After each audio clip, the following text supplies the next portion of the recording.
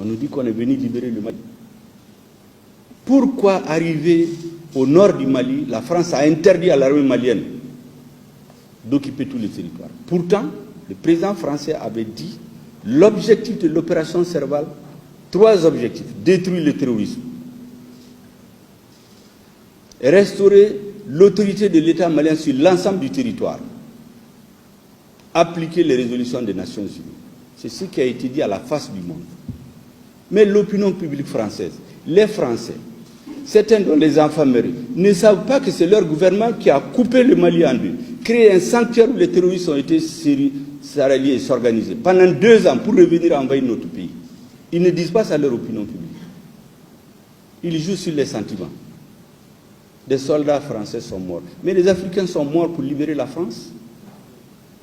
À la Deuxième Guerre mondiale, c'est l'Afrique qui était le lieu de repli de De Gaulle pour reconquérir la souveraineté de la France. C'est ici que les gens travaillent. C'est les Africains qui mouraient. Hollande l'a dit ici, qui payait une dette en 2013. Pourquoi on passe le temps à nous dire que les soldats français sont morts? Les Américains n'ont-ils pas libéré la France? L'armée rouge n'a pas libéré une partie de l'Europe? Pourtant, quand les Français ont décidé que ce n'est plus nécessaire, ils ont dit aux Américains de partir. Est-ce que les Américains se sont mis à insulter les Français? Les soldats africains qui ont été libérés de la France, certains ont demandé leur simple droit en 1945, on les a massacrés à Tcharoui. Donc il faut qu'on arrête de jouer sur les sentiments et nous faire la leçon. Personne ne peut faire la leçon au gouvernement malien, surtout pas de leçons de morale.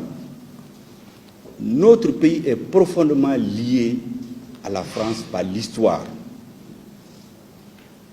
En dehors de la Côte d'Ivoire, c'est le pays où nous avons le plus grand contingent de Maliens.